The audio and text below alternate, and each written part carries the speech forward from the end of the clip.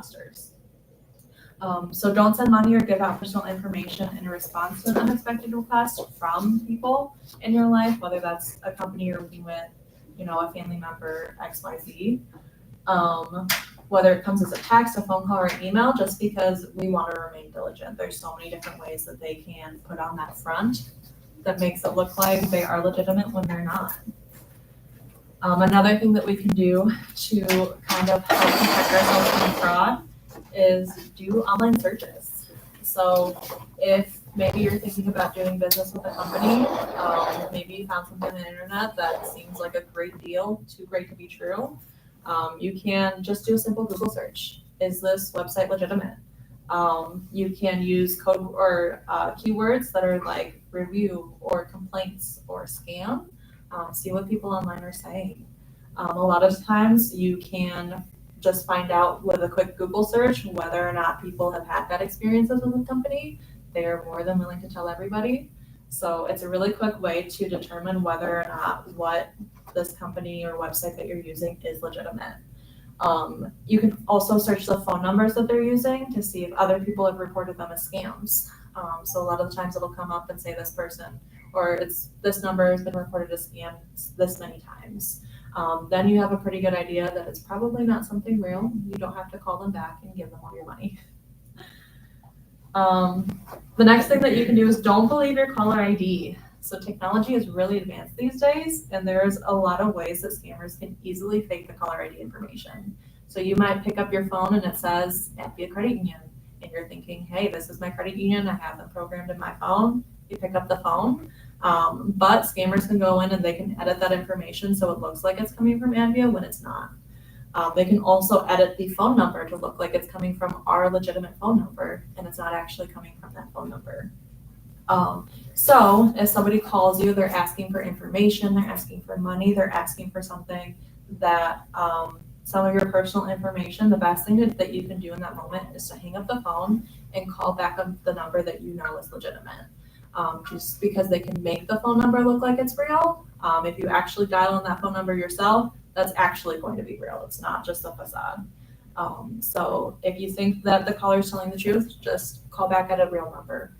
If you don't know the real number, you can Google it, look it up, call it from there. Another way that you can be diligent against fraud is don't pay up front for a promise. So someone might ask to pay you in advance for things like maybe mortgage assistance or for a job offer or for debt relief, credit, things like that. They might say, hey, you're a great candidate for our job. We want to hire you. We're going to send you a check in the mail so that you can go and buy equipment. You can go buy your computer. You can go buy whatever you need to complete this job. But it's going to be an overpayment. So we want you to send us the money back. It's almost always that they're going to give you money, but they just need a little bit back. And it can be tempting because these offers are usually, we're sending you anywhere from like $2,000 to $10,000, and we're only asking you to return us maybe a couple hundred. But that doesn't mean it's good. A lot of the times what they'll do is they'll give you this money, maybe you take it to your bank, you deposit the check, your bank will make it available to you, but the bank doesn't have a way of verifying that those funds are legitimate until it clears our system. A lot of people think that checks these days, once you put them in your account, it's just good to go. If your bank makes it available, that means it's good. But we don't actually find out if checks are legitimate for up to 7 days. So we fronted you that money, assuming that the check is good, and it's not always. So in that meantime, maybe you sent the money back to them, a few $100s, but when that check comes back as bad, you are now responsible for that. Yep, you're gonna owe the bank. Been there, done that. Yes, we don't like to put people in that position. So that's another thing too, is talk to your bankers. I think a lot of times we see people that get really defensive over it. They're like, I don't need to tell you what I'm doing with my money. This is my money. And the reason why we ask questions is because we want to make sure that we are doing right by you guys. We don't want to cash a bad check that you didn't know was related to a scam, but we could have seen the warning signs. And then you end up owing us money. We don't want that. We want everything to go smoothly. We want you to get your money. We want it to be a happy exchange. So just be upfront about what those funds are for with your banker, and a lot of times we're going to be able to save you a headache. So You don't want to pay up front, and just be honest about what the money's from. And they can say a lot of things. It doesn't have to be for a job. It can say, maybe you won a prize and you need to pay taxes on it. I've seen people say you won an inheritance, you have some long lost family member that you don't know of, but you need to pay the taxes first. It could be that you have maybe a collection and they're saying if you give us payment now, we're not going to garnish your check. If you do not know that these are legitimate, again, do not give them any money. And I think I've been seeing one lately where it's like the Illinois tollway. Yeah, we were talking about that. Yeah. Keep getting text messages Yeah, about I I owe just got a them money. I'm couple like, today. why are you texting me? They wouldn't text me. They'd send me the bill in the mail. right. And I wouldn't pay it there. Right. Well, that's the right way to do it too, because I know like I'm signed up for the online profile with the tollway and they'll email me if like my card doesn't go through on my iPass. But I know if I get a text message from some gibberish number or some gibberish email address, that's not real. And you got to be on the lookout for those I things. keep reporting them as scam and they keep sending me the same message. I'm like, oh, holy. Mhm. I'm like, Well, and that's one of the things that we'll go over too, is that you can actually report these to the FTC as well, not just report them as spam, and that helps get them taken down. So if we all do our part in helping report these, hopefully we can save some other people who maybe didn't look at it so closely some headache too. I was like, usually they send official mail. They don't, they Right. would never. They're not gonna call you and They're say, not we're gonna call gonna you, jail they're you. gonna text you, they're not gonna email you, they're gonna send it via the Right. US Post Office. No, that's actually not true, cause I have an active toll account and I put that they could send me, like if I'm like $5 into my limit, they can text me and say, hey, balance low, $5 refill. But they've just made the website just a little bit different. But you have to opt in for that. So the average person might not have that, but. That brings us to our next point, which is consider how you pay. So if maybe you signed up for a service like with the tollway where they'll send you a text or an email when you get low, that is maybe something Then that you can go to the official website and Right. verify But that. there was one though where I clicked on the link and it was bullshit. So they got me. And I was freaking out because I'm like, well, I already clicked the link. Like, what do I do, you know? So yeah, so you can kind of be cognizant of how you manage your stuff. Yeah. So if you have it set up for the text messages and whatnot, you can be a little bit more, That okay, is maybe one this thing is we're gonna have legitimate. to work on, is I have a lot of unpaid tolls. And I don't know, I heard a rumor a long time ago that like if you didn't pay them, that eventually they could suspend your They license. Oh my They can. god. I have a So buddy who's I going am through so it right now. scared. What? My friend's wife racked up like so many tolls, like, I know, I've But had then so they- many bills. so a $60 toll can go to $1, then $20, then $100, then, and Yeah, it I'd can go- hate to yeah. see my bill. My bill's probably. And my buddy got his license suspended because of his wife currently. Oh my He got god. his license. Yeah, she never told him that Oh, she This racked state? up all these His tolls car. in Illinois, yeah. It's illegal to suspend your license for a toll. No, it's not, they do that. No, I've Yeah, heard they- this and I'm so scared that that's gonna happen. They can So do it and they so- will do it. that's gonna be added to the end of my things. I'm Yeah. paying off some this month, then I can pay off something next month, and then there'll be my tolls the third month. Sure, absolutely. Okay. You should That's call my them and at least get put on like a payment plan, because if you don't do that, they think you're just ignoring them, they will suspend your license in a heartbeat. Well, I have an appointment with her next Thursday and we will do that. I will bring that paper with me. I'll Okay. get my papers together. I have a week to get my stuff together. Beautiful. But it's considering how you pay. So if, maybe you do business a certain way, it's important to know that maybe you can have your guard down a little bit with that. But also, we can always stay diligent. So we don't ever want to click on links that we don't know.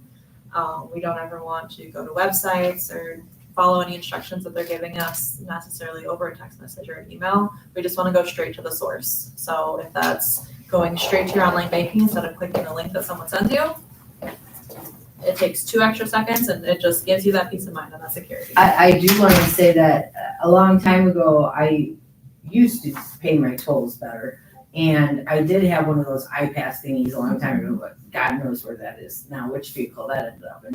But, so, I know if you call, they are very nice, and sometimes they will take away when it goes from $1 to like $100, that if you call and say that you're a veteran, they'll lower it. So I'm hoping that they give me a lot of lenience, because I had problems for a few years, but, I mean, maybe if I'm calling. Definitely can. It's not anymore. That law was in place in 2020. You never know when You you'll looked find it someone up, hard. you looked it up, so I'm not gonna go to jail again? Well, it says, no, in Illinois, your driver license cannot be suspended for unpaid tolls or non-moving traffic violations. No, but what they can do is send it to the Secretary of State if you don't pay it, and they can suspend your license. Oh. Yeah. But, See, they gotta get you some way. so there's like I 3 or just 4 unsuspended cases my of not license, so paying. I'm totally So if scared. it's like $1.50 fine, it'll go up to like 20. Then it'll go up to 100. Then it's like eventually when you rack up that much, Secretary of State can, and they will suspend your license. But yeah, like I think just in the beginning phases you can't, but you definitely can. Yeah, I heard that a long time ago, so I just didn't know if it was true, but I'm starting to get up to that point where I'm starting to get nervous, because I just had to pay for an unexpected How much do you suspension. owe for tolls? That costed me $6.95. That was last month that's what I had to pay, $6.95, which was supposed to be this month's thing that I was gonna pay off, which is $6.50. And so that was unexpected, and so I'm a month behind. Well, how much do I think I owe? Yeah. I have no idea, because it's been through 3 or 4 different cars. Like, yeah, so, You should log in and the look. plates, I'm scared. I got You a want me letter to in do the it for car that I don't wanna open it. I'm too scared to look. I didn't even wanna look at my credit right Right. now. I was so upset. It was 40 points, my score dropped. Yeah, it's because of these 2 things that came through, so that's pretty bad.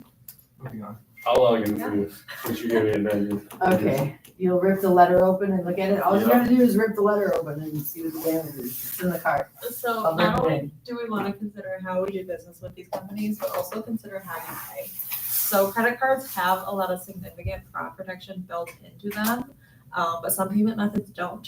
So wiring money through services like Western Union, MoneyGram, really any of those like quick money transfers, especially to international countries, are really risky because it's almost impossible to get your money back. Also, as somebody who used to work for Western Union, I can tell you that about 90% of the people that I saw come in to use Western Union were being scammed. And they were in denial, and they. Those are like the romance scams and like the Nigerian prince thing, right? Yep. Yeah. So we've seen everything in the book. We've seen the romance scams. We've seen inheritance scams. They have a long lost cousin in Nigeria that died and passed away, left him everything. I know somebody who, while they were in the army, he had just got back from a deployment, and his wife she bought into it, like, and they were sending thousands of dollars. We're gonna get this million, I'm telling you, and I was just like. Oh my God, all that. It was bad. Well, that's something that we see super commonly is people saying that their fiance is in the military, they're overseas, and they're sending money to them, and it turns out this person doesn't exist. So they can take people who are already maybe susceptible to that, people who do have family members or romantic partners that are in the military, and then a person who don't. It's super sad that it happens, but it's almost easier for them to do when they say, we're out of the country, we can't video call you, we can't, really talk to you on the phone. It's easier for them to hide behind that screen for the communication. So it's also true for reloadable cards like the Visa gift cards or the Money Pack, any of those gift cards that you can buy. Government offices, honest companies, anything like that will not require you to use those payment methods. They're going to want a good old-fashioned credit card. So if they're asking you to buy gift cards or send money through one of those wire transfer services, you might want to think twice about that because, like I said, these are huge magnets for scamming. The next thing that you can do is just talk to somebody. So before you give up your money or personal information, talk to someone else that you trust. I've seen some really smart people, some people that you want to typically think is someone that's going to be someone that falls for a scam.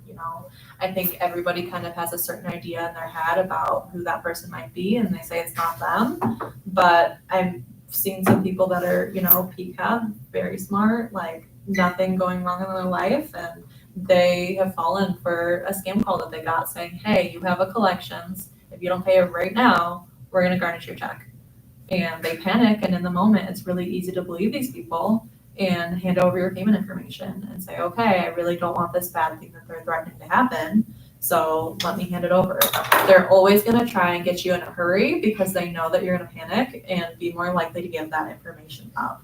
The more time that you have to think on it, the more time that you have to realize maybe this isn't legitimate. So they're going to try and pressure you and get you to make decisions in a hurry. And they might even threaten you. So take the time to slow down, check out the story, do an online search, consult with an expert. If you don't have anyone in your life, that can also be your banker. It can be, you can walk in and you can say, hey, I don't know if this is real. Can somebody help me with this? Or just tell a friend, get their opinions on it, see what they think. Consult with someone else. You can kind of have that, wall to bounce off the ideas off of. Like I said, the biggest thing that you can do is just be honest about what's going on, so that we can help you. The next step is hanging up on robocalls. So if you answer the phone and hear a recorded sales pitch, hang up and report it. These calls are illegal, and often the products that they're selling are fake. Don't press any buttons to speak to a person or be taken off the list. A lot of times that will flag as engagement, and they'll actually forward your phone number to be added to more call lists.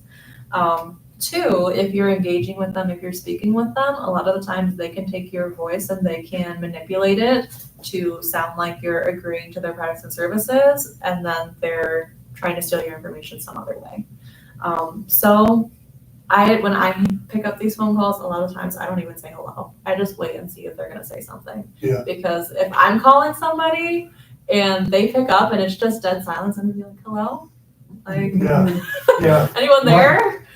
And if nothing ever plays, then okay.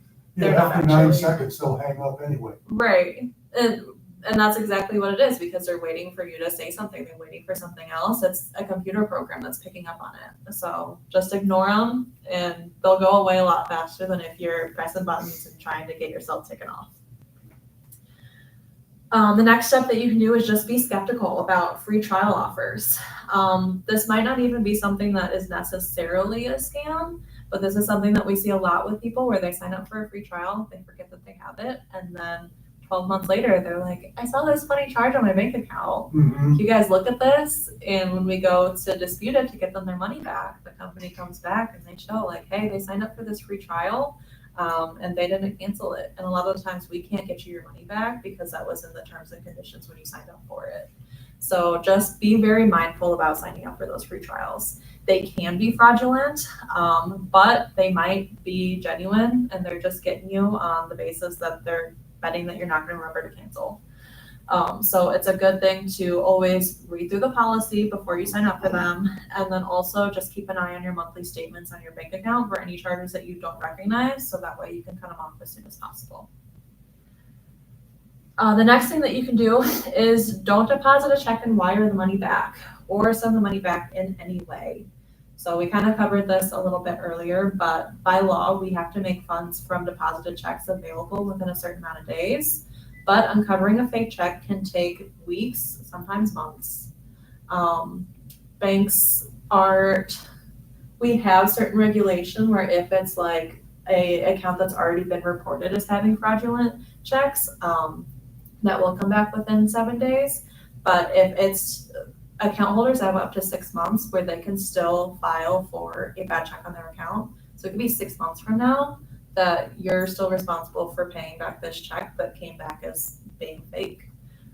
So you just want to be very careful when you're depositing checks from people that you don't know, or maybe it's a weird situation that you don't feel super comfortable with. You don't want to send that money back because you will be responsible for it. So having kind of gone over all the ways that you can kind of protect yourself and avoid fraud, The last thing that we have on the list is signing up for free scam alerts with the FTC and reporting any scams that you encounter to the FTC. You can go to ftc.gov/scams. They will send the latest tips and advice about any scams right to your email inbox, so you'll get all the education about it as it comes out. And then you can also report it to, they have either a section on their website, they have an email address, or a phone number that you can report any scams that you run into to them.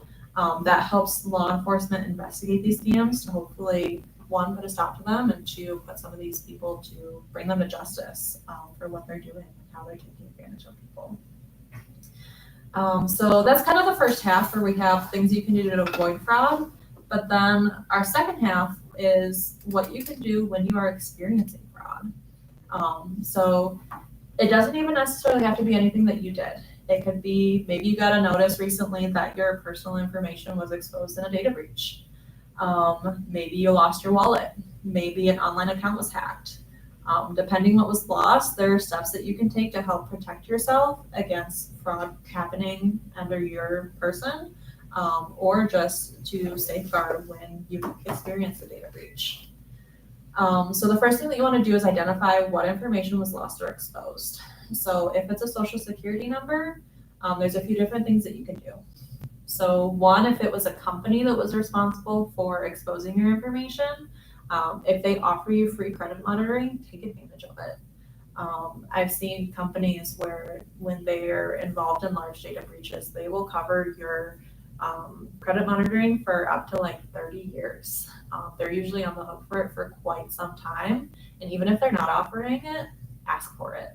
A lot of people or a lot of companies, they don't want to put it out there that they're offering it, but they're scared of the lawsuit, or maybe they already faced a lawsuit for it, and it's something part of the terms of the contract or part of the terms of the lawsuit that they are responsible for covering for you. So always ask questions and do what you can to hold them accountable for it.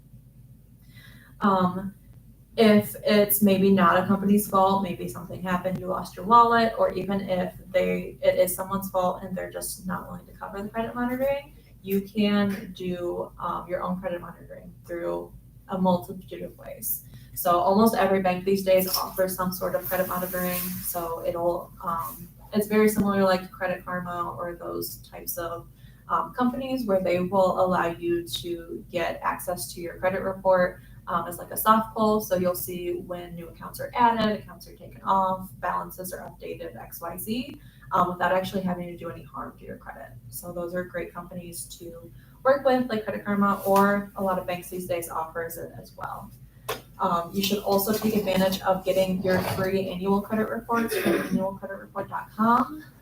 As a financial institution, even when we're not looking at someone who's experienced identity theft or loss of their information, we recommend that people do this at least once a year. That way you are not only staying on top of anything that you have on your credit report, but you can quickly identify any accounts or charges that you don't recognize and get those disputed. We see a lot of times where people just see something pop up, or maybe they don't notice it pops up, and then once they see it, they panic and they start paying on it without even realizing exactly what it is. And once you start paying on it, that's taken as accountability essentially for it, and you're not responsible for that debt, even if it's not yours. So even if you've had your identity stolen. So you just want to make sure that you are paying close attention to your credit report and keeping an eye on it. Another thing you can do is consider placing a credit freeze. So a credit freeze makes it harder for someone to open a new account in your name, because they essentially can't do it unless they have very close access to you and your person to know what PIN you would use to freeze your credit. So I recommend using an uncommon PIN, not the same one on your debit card or your phone, something that only you would know, or your login to the credit bureaus. So if no one in your life has access to those, they will not be able to do anything to your credit. They cannot pull your credit, they cannot open new accounts, they cannot do anything. So it makes it very, very hard for them to do anything on your behalf.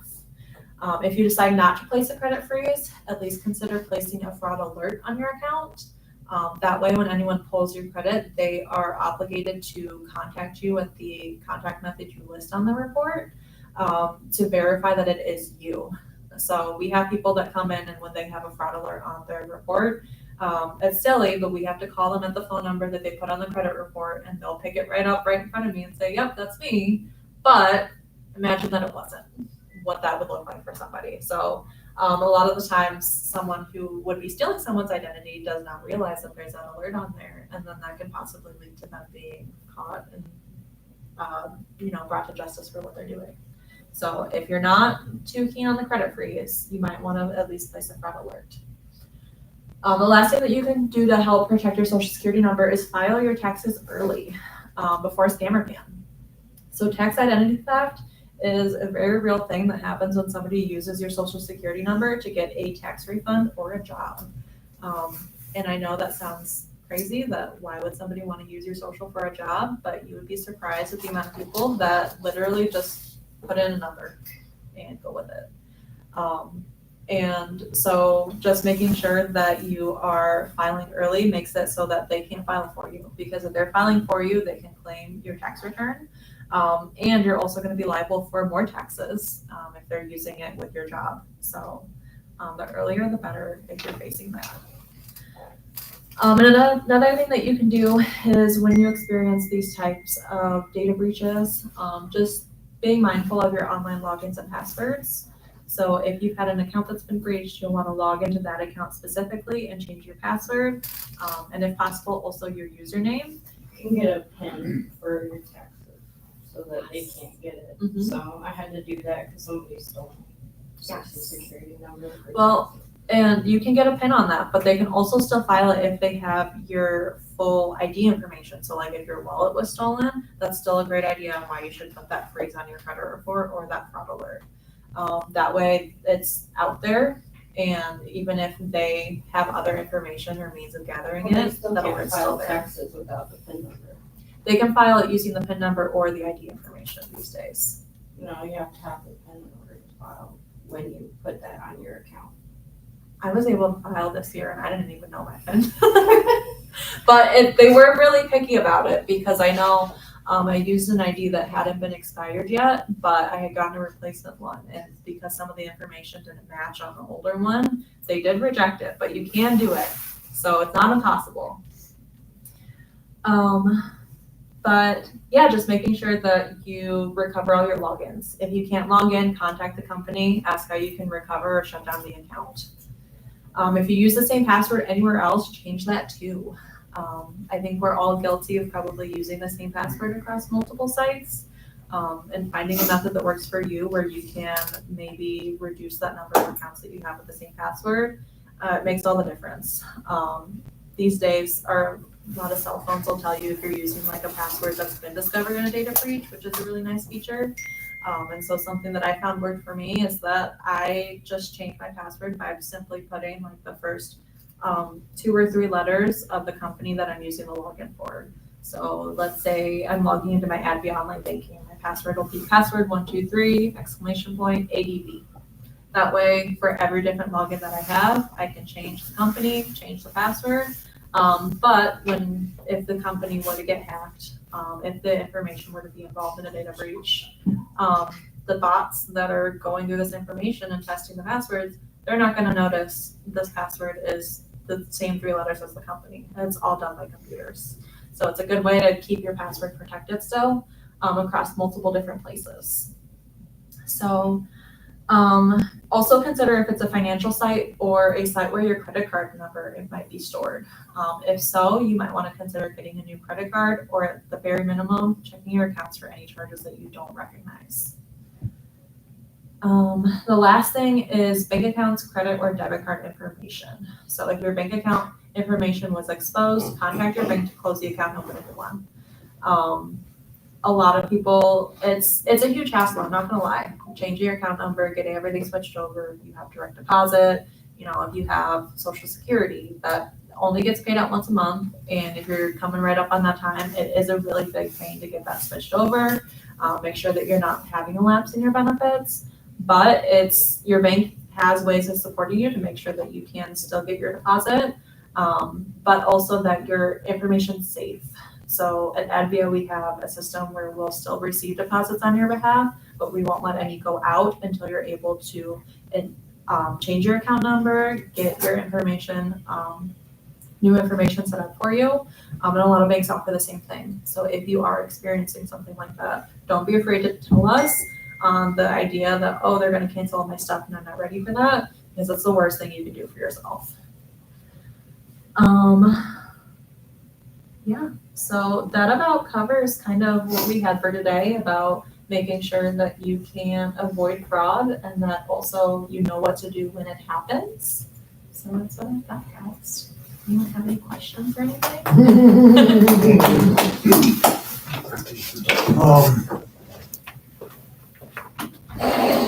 Somebody else trying to take your tax return or file your tax return. I got a letter from the IRS, okay? It came in an IRS envelope with IRS letterhead.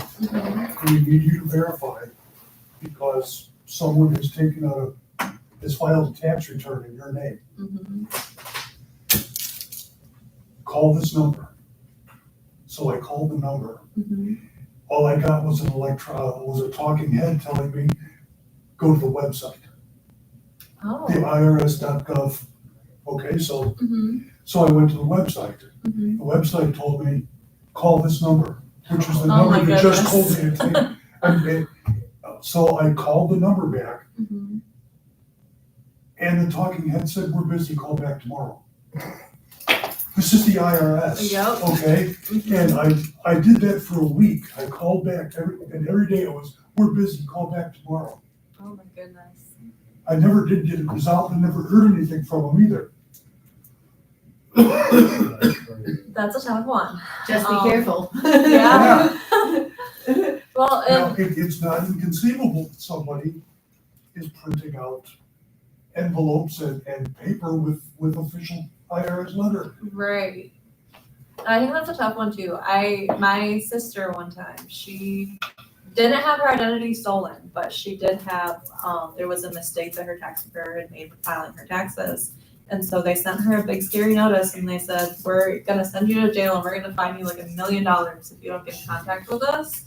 And it took her 3 months. She was calling every single day on her lunch break. She was leaving work early so that she could call the IRS, and it took her 3 months to get it resolved just because of the wait time of the IRS. And we don't have someone available, and we don't have a way of working this for you. So it really is fired half of the government, so it's gonna be right, Yeah, right. well, hopefully the president will just defund them and send them away. Until We next can thing all you know, there's gonna be a cop knocking at your door. Yeah. Well, now apparently it doesn't make any difference because my soul. How many Social private Security individual and meetings do we get to have? As many as you like. Cause So mine's a bloody mess and I have a feeling it's gonna take a while. if we don't have enough time the day that for your appointment, we can always schedule you a future one. I can also make a note that it might take us a little bit on there so that we'll schedule you Well, more right, time. and then it's gonna, like I said, it's gonna take a couple months to make sure Yeah, I'm on track. yeah. And that's one of the great things about what we do too, is so that we'll do that full financial review with you to help you get back on track, but we'll work with you throughout it too. That's So like I've had people